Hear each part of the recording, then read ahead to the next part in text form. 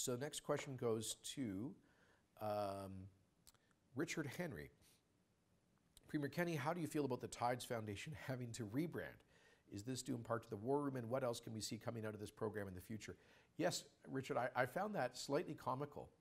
So for those not aware, the Tides Foundation is the Canadian branch of a huge U.S. Conglomerate. It is basically what they do is to take money from the foundations of U.S. billionaires like the Ford Foundation, the Carnegie Foundation, the Hewlett-Packard Foundation, and then they transfer that money through their accounts. They send it up here to Canada to fund radical left-wing politics seeking to landlock the Canadian energy industry. They also, of course, fund those same radical causes in the U.S. that have been harassing pipelines, trying to shut down Line 3, oppose Line 5, Keystone, etc. So this has been they have been the largest participants in the highly coordinated and well-funded campaign to landlock Alberta energy. And we've been blowing the whistle on them.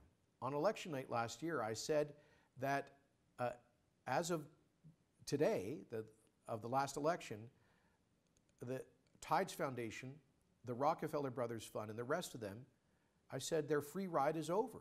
We are no longer going to let them to attack Alberta, our jobs, and our vital economic interests daily without a response. And so we threw a spotlight on them. And I believe their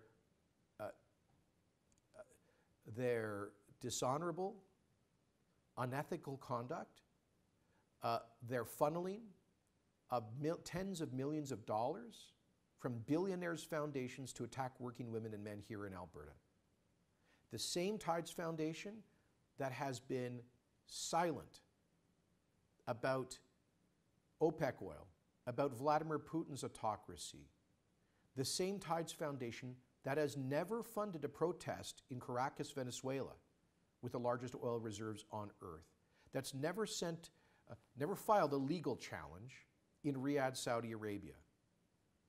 That's never sought to elect MPs to the Russian Duma to oppose the Russian oil industry. They are bullies. They picked on Canada and Alberta because they thought we were Boy Scouts.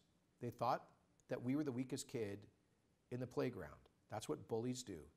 Well, we finally stood up and pushed back against the bullies at the Tides Foundation, and now they're so panicked, they decided to go and change their name because they're afraid of living with the reputation that they have earned as an organization that is completely hostile to the jobs of working women and men in this province.